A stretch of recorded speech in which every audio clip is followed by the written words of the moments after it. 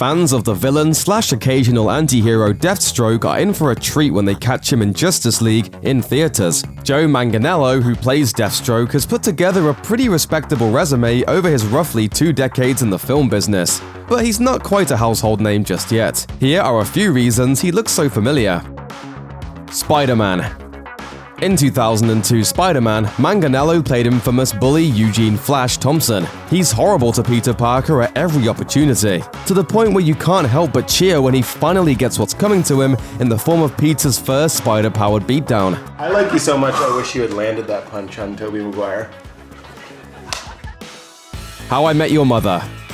The years after Spider-Man were pretty lean for Manganiello, who's been open about the difficulties that followed his first big break. But eventually, he landed a recurring role on the hit sitcom How I Met Your Mother, joining the cast in 2006 as Brad, an old law school friend of Jason Segel's character, Marshall. Brad appeared in 7 episodes and took on a slightly more antagonistic role in later seasons, causing drama with both Marshall and Neil Patrick Harris's character Barney. One Tree Hill. Between 2008 and 2010, CW melodrama One Tree Hill gave Manganiello his most significant TV role up to that point. He joined the show as Owen, a bar manager who strikes up a romance with series star Sophia Bush's character, Brooke, and appeared in 12 episodes over the course of 3 seasons. True Blood. Manganiello next appeared as Alcide, a hunky werewolf who showed up in the 3rd season of HBO's vampire drama True Blood. Alcide is a fan-favorite character from the books that inspired the show, and Manganiello nailed it in 42 episodes, thanks to his natural nice guy charm and, well, what he looks like without a shirt. Yeah, this is not news to anyone. White Collar.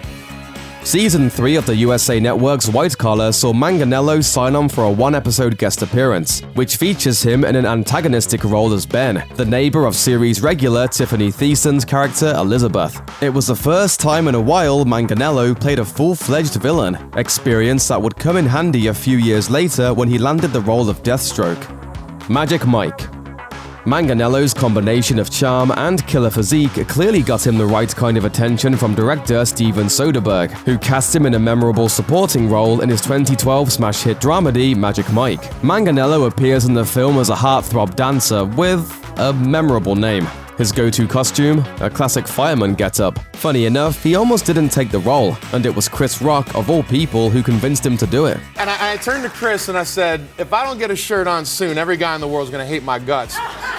And Chris said, man, they're gonna hate your guts anyway. Sabotage.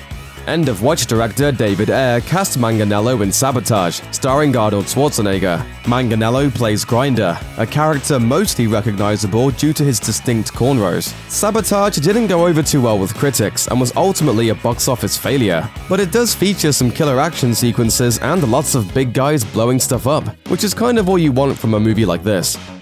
Magic Mike XXL. Ritchie returned in the 2015 follow-up to Magic Mike, coyly titled Magic Mike XXL. With the original film's Alex Pettyfer and Matthew McConaughey not returning for the sequel, Manganiello saw a significantly larger amount of screen time in this one. Ritchie is also the centerpiece of what is almost indisputably the highlight of the film, when he performs an impromptu striptease set to I Want It That Way by the Backstreet Boys, right in the middle of the empty mini-mart. How much for the Cheetos and water? Pee-wee's Big Holiday. Manganiello appeared in another hilarious role soon after the Magic Mike sequel, playing a fictionalized version of himself in 2016's Pee-wee's Big Holiday. Unlike many cameo roles in which celebs play themselves, Manganiello is actually a pretty central character over the course of the movie. Manganiello plays himself as a perfect caricature, over-the-top macho but quietly still a goofy little kid at heart. Thanks. Appreciate that. Thanks for watching. Click the looper icon to subscribe to our YouTube channel. Plus, check out all this cool stuff we know you'll love too.